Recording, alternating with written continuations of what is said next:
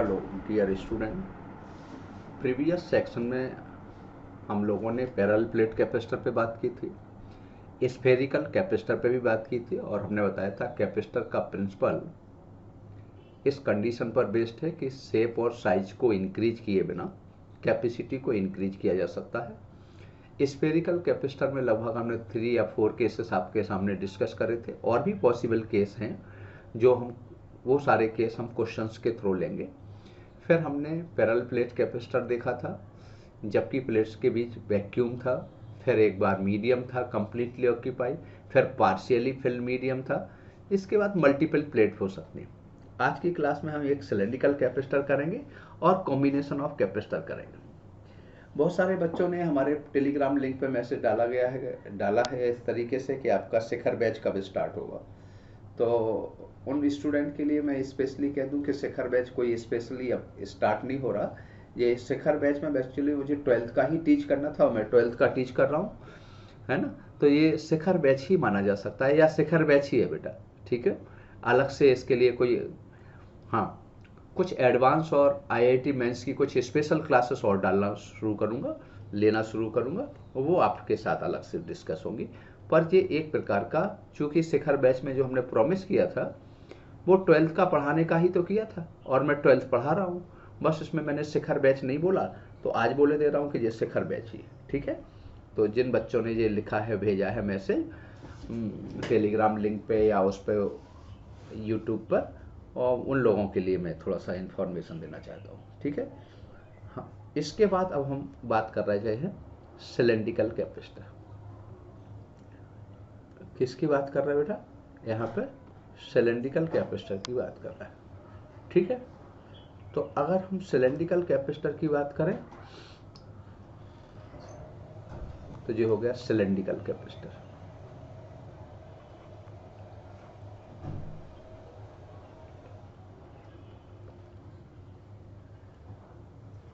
Cylindrical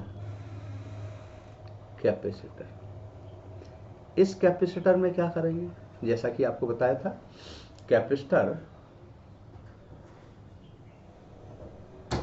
दो plate का combination होता है जिसमें से एक प्लेट को हम चार्ज करते हैं और सेकंड प्लेट को,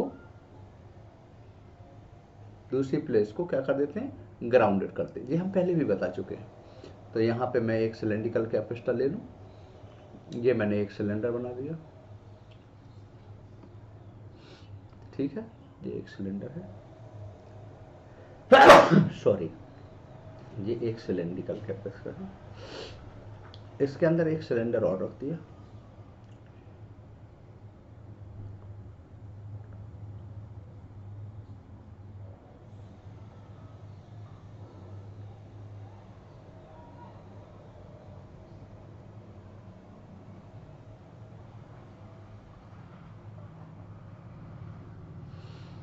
ये आपका एक इनसाइड सिलेंडर है।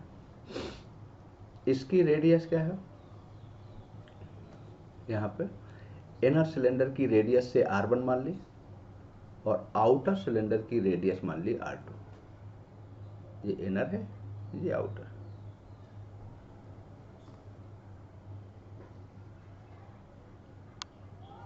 ये आपका इनर सिलेंडर है, ये आउटर सिलेंडर, ठीक है। ये आउटर सिलेंडर है,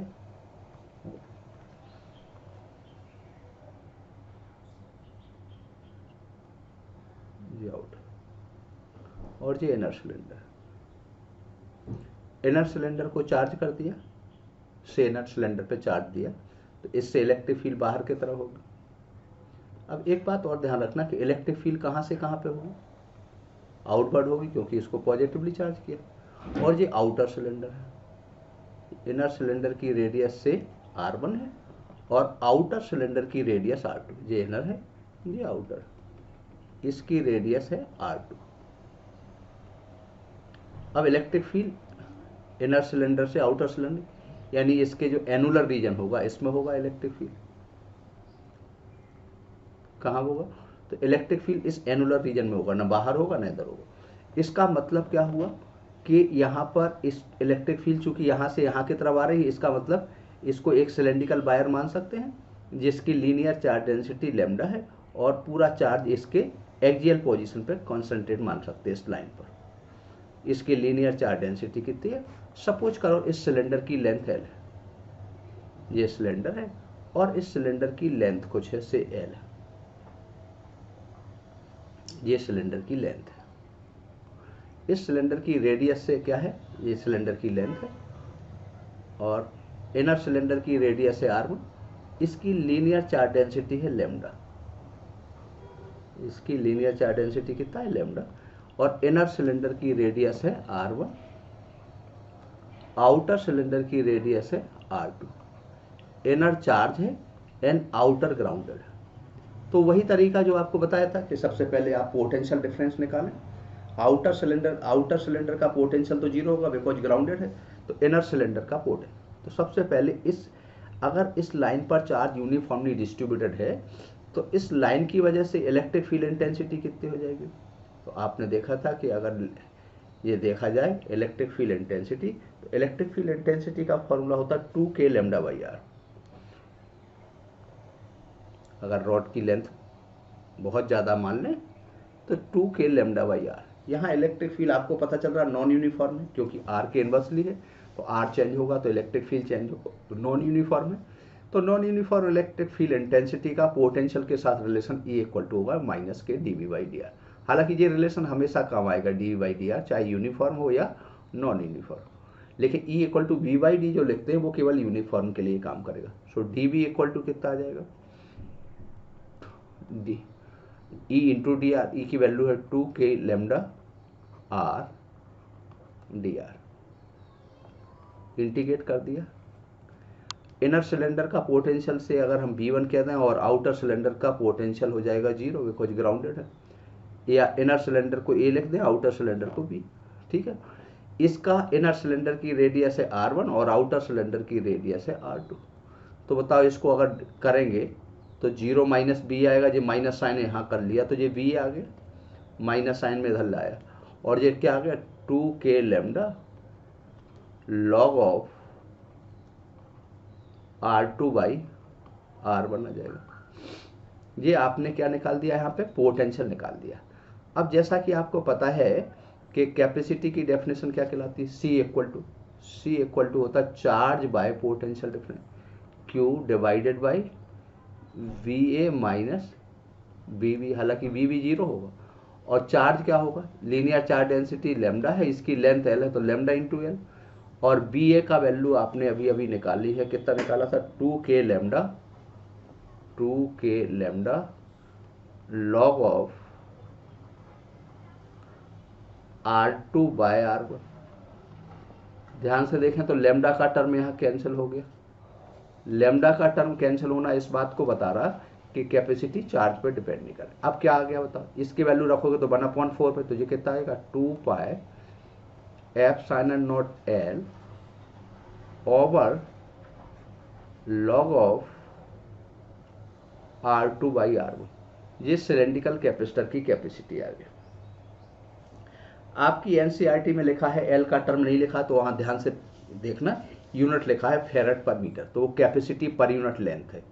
अगर सी डैश लिखा है, सी डैश का मतलब C बाई एल लिखा है, C बाई एल का मतलब कैपेसिटी पर यूनिट लेंथ, तो वो यहाँ पे यूनिट देखना। कई बच्चे कई बार हमारे पास कहते हैं कि एनसीईआरटी में तो अलग चीज़ लिखी है, अलग नहीं लिखी, उसका यूनिट वहाँ लिखा है, उस पर ध्यान देना। ठीक है, तो ये आपका आंसर आ जाएगा, कोई दिक्कत नहीं। तो हमने ये सिलेंड्रिकल कैपेसिटर कर दिया। अब हम कैपेसिटर पे बहुत सारे क्वेश्चन भी करेंगे, लेकिन क्वेश्चन करने के पहले हम थोड़ा सा कॉम्बिनेशन और बता दें। पहला कॉम्बिनेशन हो जाएगा आपका सीरीज कॉम्बिनेशन ऑफ कैपेसिटर, ताकि हम क्वेश्चन को कंबाइंड टर्म में ले सकें।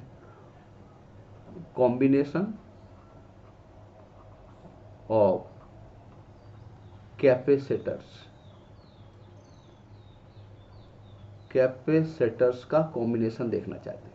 तो पहला कॉम्बिनेशन आएगा सीरीज, दूसरा पैरेलल, तीसरा मिक्स कॉम्बिनेशन आएगा। सबसे पहला आ गया ए, सीरीज कॉम्बिनेशन। सीरीज कॉम्बिनेशन में क्या होगा? सीरीज कॉम्बिनेशन में सभी कैपेसिटर पे चार्ज सेम होगा, चार्ज का डिस्ट्रीब्यूशन नहीं होगा। किसका डिस्ट्रीब्यूशन होता है? सीरीज कॉम्बिनेशन के अंदर पोटेंशियल का डिस्ट्रीब्यूशन होगा। अब देखो, ये हमने एक कैपेसिटर ले लिया, ये हमने एक कैपेसिटर लिया, इसकी कैपेसिटी से C1 मान ली। इस फर्स्ट कैपेसिटर की नेक्स्ट प्लेट, ये वाली प्लेट नेक्स्ट कैपेसिटर की फर्स्ट प्लेट से कनेक्ट होगी। इसकी जो लास्ट प्लेट है वो नेक्स्ट कैपेसिटर की फर्स्ट प्लेट से, और इस तरीके से कितने भी कैपेसिटर हो सकते हैं। सपोज करो इसको V वोल्ट की बैटरी से कनेक्ट कर दिया। फर्स्ट कैपेसिटर की कैपेसिटी C1 है, सेकेंड कैपेसिटर की कैपेसिटी C2 है, थर्ड कैपेसिटर की कैपेसिटी C3 है, एंड सो ऑन। इस बैटरी का वोल्टेज से V है, ये V वोल्ट की बैटरी से कनेक्ट किया। इसकी कैपेसिटी C1 है, इसकी कैपेसिटी C2 है, इसकी कैपेसिटी C3। इस बैटरी के द्वारा, बैटरी के थ्रू अगर मान लो Q चार्ज जा रहा, तो Q चार्ज इसमें भी जाएगा, इसमें भी जाएगा, और यही Q चार्ज इस बैटरी के टर्मिनल पे आएगा। चूंकि चार्ज सेम है तीनों कैपेसिटर पे और कैपेसिटी डिफरेंट है, तो इसके अक्रॉस पोटेंशियल से V1 है, इसके अक्रॉस पोटेंशियल V2 है, इसके अक्रॉस पोटेंशियल V3। तो पहला कंडीशन क्या निकलेगी कि चार्ज का जो चार्ज होगा तीनों कैपेसिटर पर वो इक्वल होगा। फर्स्ट कंडीशन क्या होगी? अगर मान लो फर्स्ट कैपेसिटर पे चार्ज मैं कह दूं Q1 है, सेकेंड कैपेसिटर पे कह दूं Q2 है, थर्ड कैपेसिटर पे कह दूं Q3 है, तो ये आ जाएगा 1:1, यानी सभी कैपेसिटर। या ऐसा लिख सकते हो और करके कि फर्स्ट कैपेसिटर पे जितना चार्ज होगा उतना ही सेकेंड कैपेसिटर पे चार्ज होगा, उतना ही थर्ड कैपेसिटर पे चार्ज होगा, और ये Q के बराबर होगा, ये Q चार्ज फ्लो हो रहा है। सेकेंड, पोटेंशियल क्या डिस्ट्रीब्यूशन होगा? इस कैपेसिटर के across potential V1, V2, V3, ये B के बराबर होगा। सो V इक्वल टू आ जाएगा V1 plus V2 plus V3। ठीक है। थर्ड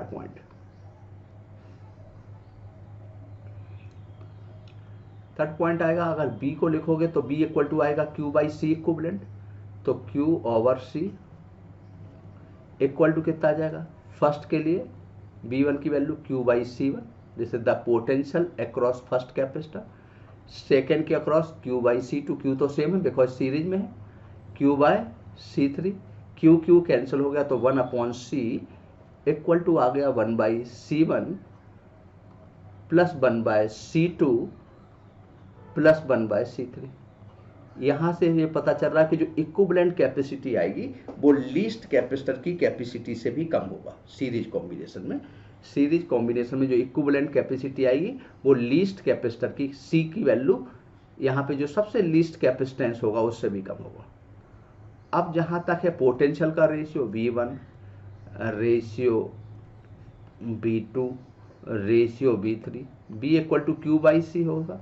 Q तो सेम है तो ये रेशियो आएगा 1/C1 ratio 1/C2 ratio 1/C3, यानी B C के इनवर्सली होगा, यानी उस कैपेसिटर के अक्रॉस पोटेंशियल ज़्यादा होगा जिसकी कैपेसिटी कम होगा। या इसमें जो एनर्जी स्टोर्ड होगी वो क्या होगा? सभी कैपेसिटर में एनर्जी का रेशियो निकाला जाए तो एनर्जी का रेशियो भी Q² करोगे। हाफ CV² क्यों नहीं कर रहे? क्योंकि यहाँ चार्ज गिवन है, चार्ज सेम है, तो फॉर्मूला वो लिखा जाता है जिसमें ज़्यादा से ज़्यादा कांस्टेंट टर्म आ जाए। तो क्या आ जाएगा? 1/C1 ratio 1/C2 ratio 1/C3। तो ये आ गया। क्लियर है इतना?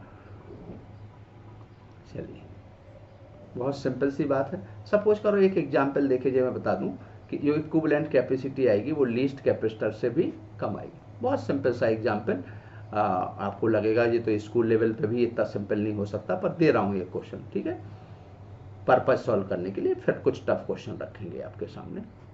ये एक कैपेसिटर है जिसकी कैपेसिटी 2 माइक्रोफेड है, एक की 3 माइक्रोफेड। 10 वोल्ट की बैटरी से सपोज करो कनेक्ट कर दिया। ये कितने वोल्ट की बैटरी है? 10 वोल्ट, 5 वोल्ट, जितना भी लिखना चाहो वो आपकी मर्जी है। मैं 10 लिख ही दे रहा हूँ। तो ये मैंने यहाँ पे एक कैपेसिटर ले लिया, ये एक बैटरी ले ली 10 वोल्ट की, इसकी कैपेसिटी है 2 माइक्रोफेड। इस कैपेसिटर की कैपेसिटी है 3 माइक्रोफेड। आपको क्या निकालना है? Charge through the battery, battery के थ्रू कितना चार्ज होगा, चार्ज फ्लो थ्रो बैटरी। तो और भी चीजें हम निकालेंगे। चार्ज निकालने के लिए पहले हमें निकालना पड़ेगा इक्विवेलेंट कैपेसिटी।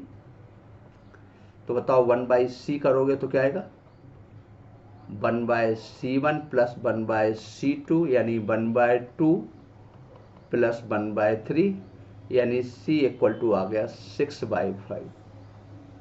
6/5 का मतलब 1.2 माइक्रोफेड। 1.2 माइक्रोफेड कहने का मतलब इसकी कैपेसिटी 2 माइक्रोफेड से भी कम आ गई। तो जो कुछ मैंने कहा था वो क्लियर है। अब आपका चार्ज कितना फ्लो होगा बैटरी के थ्रू, तो चार्ज इक्वल टू होता है C equivalent into B. Equivalent capacity तो आप निकाल चुके हैं, कितना आया था 1.2, पोटेंशियल था 10, तो चार्ज फ्लो होगा 12 माइक्रो कूलम का चार्ज फ्लो होगा। पोटेंशियल फर्स्ट कैपेसिटर के अक्रॉस से अगर V1 कहना तो V इक्वल टू Q/C1 आएगा। Q आप निकाल चुके हो कितना, 12 माइक्रोफेड। C1 आपका 2 था, तो फर्स्ट कैपेसिटर के अक्रॉस पोटेंशियल आएगा 6 वोल्ट। सेकेंड के अक्रॉस निकालोगे तो V2 equal to Q/C2। Q है आपका 12, C2 3, तो सेकेंड कैपेसिटर के अक्रॉस पोटेंशियल आ जाएगा 4 वोल्ट। और हमने कहा था 20 सेकेंड बस लो। एक तरीका हमारे पास ये है, ठीक है, जो स्कूल के तरीके से करोगे। आप लिखोगे since these two capacitor are connected in series so their equivalent capacity this much, charge flow through the battery this much, और फिर सभी कैपेसिटर के अक्रॉस पोटेंशियल निकाल लोगे। अगर 2 से ज़्यादा 3 से ज़्यादा है तब भी, ठीक है। दूसरा मेथड क्या होगा, ये फर्स्ट मेथड था, ये फर्स्ट मेथड था, से मेथड फर्स्ट M1 कहते हैं। M1 का मतलब मेथड फर्स्ट। सेकंड मेथड करते तो आप क्या कर देते, सेकंड मेथड में लिख रहा हूं यहां पे, मान लो V1 V2 निकालना था तो V1 का फॉर्मूला लिखोगे direct VC2 over C1 plus C2, या V2 निकालते तो VC1 over C1 plus C2, ठीक है। ये एक दूसरा तरीका हो जाएगा। कुछ नहीं, C इक्विवेलेंट से मल्टीप्लाइड करके ही कर दिया, कोई बहुत बड़ा काम नहीं किया इसमें, ठीक है ना। अब हम दूसरा कॉम्बिनेशन देख रहे हैं, पैरेलल कॉम्बिनेशन।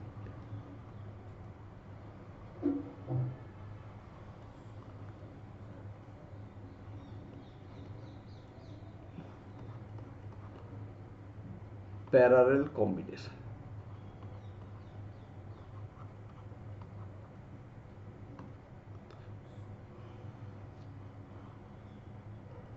अब मान लो यहाँ पे हमने ये पैरेलल कॉम्बिनेशन दिया,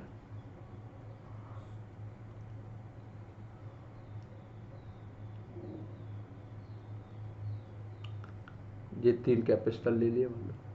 तो बताओ इस कैपेसिटर की एक प्लेट, इस कैपेसिटर की भी फर्स्ट प्लेट, इस कैपेसिटर की भी फर्स्ट प्लेट एक पर्टिकुलर पॉइंट से कनेक्ट है और दूसरी प्लेट दूसरे पॉइंट से कनेक्ट है। अगर हम बैटरी कनेक्ट करके दिखा दें तो क्या करेंगे, मान लो फर्स्ट प्लेट, इन तीनों कैपेसिटर की फर्स्ट प्लेट बैटरी के पॉजिटिव टर्मिनल से कनेक्ट है और सेकंड प्लेट बैटरी के नेगेटिव टर्मिनल से कनेक्ट है, यानी तीनों कैपेसिटर के अक्रॉस पोटेंशियल डिफरेंस सेम होगा। अगर यहाँ पे V वोल्ट का मैं बैटरी जोड़ दूं तो इस पे भी पोटेंशियल V होगा, इस पे भी V और इस पे, यानी पैरेलल के अंदर पोटेंशियल का डिस्ट्रीब्यूशन नहीं होगा, चार्ज का होगा। इसकी कैपेसिटी C1 है, इसकी C2 है, इसकी C3, यहाँ से Q चार्ज जा रहा, तो ये Q चार्ज यहाँ से एंटर करेगा और 3 पार्ट में डिवाइड हो, कुछ इसमें जाएगा Q1, इसमें जाएगा Q2, इसमें जाएगा Q3। ये कितना हो गया, Q1, Q2 और Q3। क्लियर है यहाँ पे। तो अब यहाँ पे क्या होगा, पोटेंशियल सभी कैपेसिटर के अक्रॉस बराबर होगा, यानी V1 इक्वल टू क्या होगा, V2 equal to V3 equal to V। ये पहला पॉइंट है। इसका मतलब जहां पोटेंशियल का डिस्ट्रीब्यूशन नहीं होता है वहां ऑर्डर क्या होता है बेटा, पैरेलल होता है, और जहां चार्ज का डिस्ट्रीब्यूशन नहीं होगा वहां ऑर्डर सीरीज। दूसरा आप लिखोगे यहाँ पे चार्ज के बाद में करोगे तो Q इक्वल टू कितना आ जाएगा, Q1 plus Q2 plus Q3, 3 से ज़्यादा होगा तो Q4 कर दोगे। Q equal to C equivalent B equal to C1B C2B, B तो सेम है ना, यानी C इक्विवेलेंट आ गया C1 plus C2 plus C3। ठीक है, नेक्स्ट पॉइंट चौथा, चार्ज का रेशियो क्या आएगा। चार्ज आपको पता है, चार्ज उस कैपेसिटर पे ज़्यादा चार्ज स्टोर होगा जिसकी कैपेसिटी ज़्यादा होगी। तो Q1 ratio Q2 ratio Q3 equal to कितना हो जाएगा, C1 रेशियो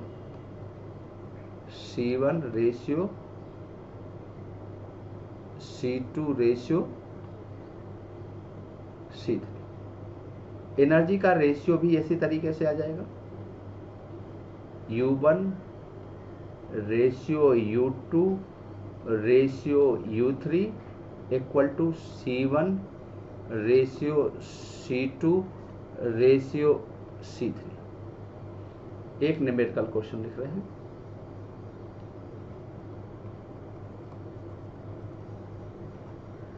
ये आपका दो कैपेसिटर है, 2 माइक्रोफैराड का और 3 माइक्रोफैराड का, और ये आपका 10 वोल्ट की बैटरी से कनेक्ट है या 5 वोल्ट की बैटरी से कनेक्ट है। चलो सेम वैल्यू रखें हर बार तो ठीक नहीं लगेगा, ये 5 वोल्ट की बैटरी से कनेक्ट है। इसकी कैपेसिटी 2 माइक्रोफैराड है, इसकी कैपेसिटी 3 माइक्रोफैराड है। अब यहाँ से जो चार्ज आ रहा है वो क्यू चार्ज आ रहा है।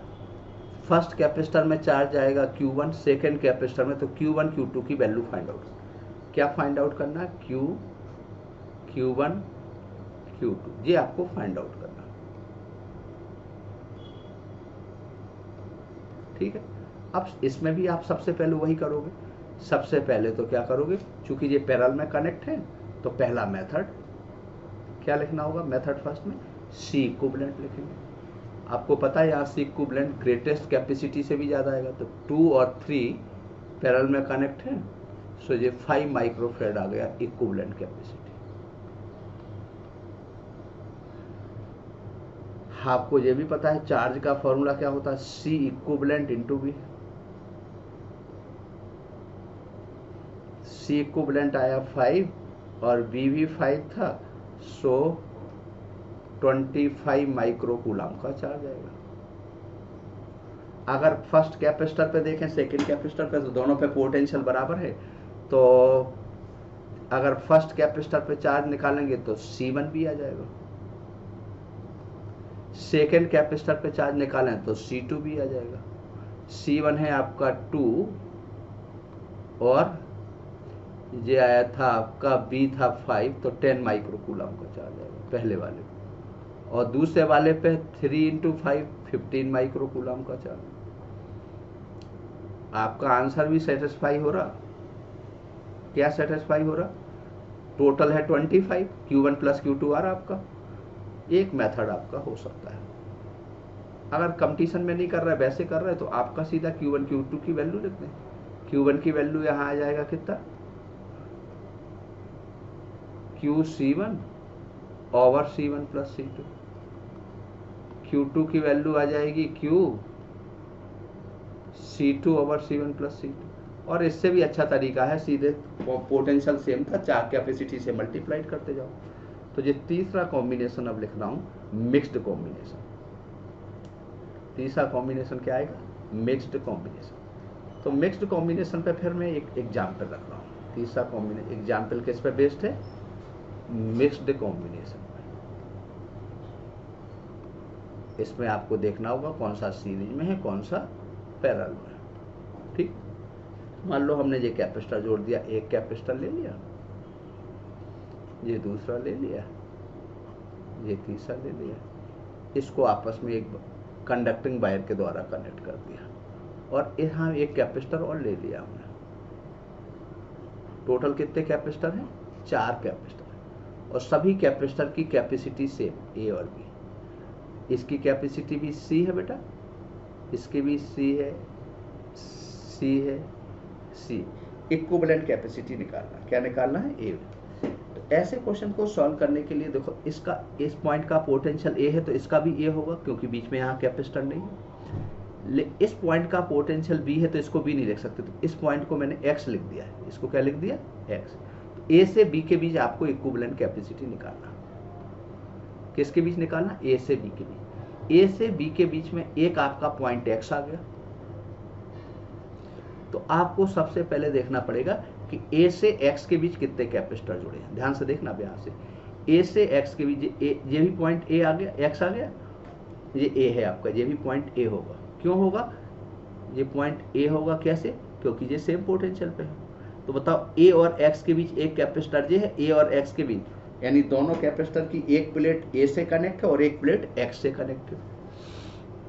तो ए और एक्स के बीच दो कैपेसिटर पैरेलल में है। फिर ए बी के बीच एक कैपेसिटर है और एक एक्स बी के बीच है। अब हम आगे बढ़ रहे हैं। ए से एक्स के बीच दो कैपेसिटर हैं। ए से एक्स के बीच कितने कैपेसिटर हैं? दो कैपेसिटर।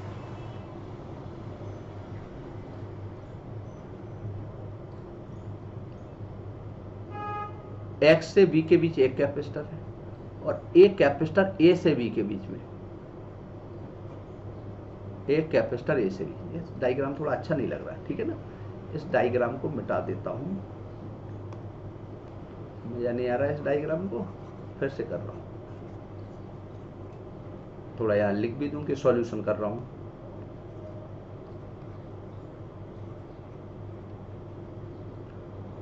पीपीटी मेथड कहलाता है पॉइंट पोटेंशियल देखना। देखो, ए लिख दिया मैंने, यानी इक्विवेलेंट सर्किट बना लिए, जैसा मैकेनिक्स में आप एफबीडी बनाते थे, यहाँ इक्विवेलेंट। ए से एक्स के बीच दो कैपेसिटर हैं, आपको पीछे हम दिखा चुके हैं। ए से एक्स के बीच दोनों का एक प्लेट ए से कनेक्ट है और एक एक्स से कनेक्ट, एक्स से बीच की भी एक है, और एक कैपेसिटर ए और बी के बीच में। अब थोड़ा सा डायग्राम ठीक लग रहा है ना? ये है। अब बताओ कि सर्किट कितना हो गया जी? ये सी है, ये सी है, ये सी है और ये सी है। ये दोनों पैरेलल में कनेक्ट होंगे, तो इक्विवेलेंट सर्किट इसका बन गया 2C। 2C के साथ ये सी सीरीज में, ये 2C, ये सी, और इसके साथ ये सी फिर आपका पैरेलल में। ये पॉइंट है ए, ये पॉइंट है बी। ये दोनों कैपेसिटर सीरीज में जोड़ेंगे तो कितना आ जाएगा? 2C/3। तो इसके साथ ये C जुड़ेगा पैरेलल में, तो ये आ गया आपको, तो C इक्विवेलेंट आ गया 5C/3। ओके बेटा जी। इसी पे बेस्ड कल से बहुत सारे क्वेश्चन शुरू हो जाएंगे और थोड़ा सा थ्योरी को भी आगे करेंगे, ठीक है? छोटी छोटी क्लास ले रहा हूँ, आधे घंटे से भी कम की, तो किसी को कोई तकलीफ नहीं होगी देखने में। और आप लोगों को बेटा अगर क्लासेस ठीक लग रही है, सब कुछ ठीक लग रहा है, तो थोड़ा सा सपोर्ट करना। सपोर्ट आप समझ सकते हो, सब्सक्राइब करना है और जिसको शेयर भी करना, ठीक है? थैंक यू वेरी मच बेटा, थैंक यू वेरी मच।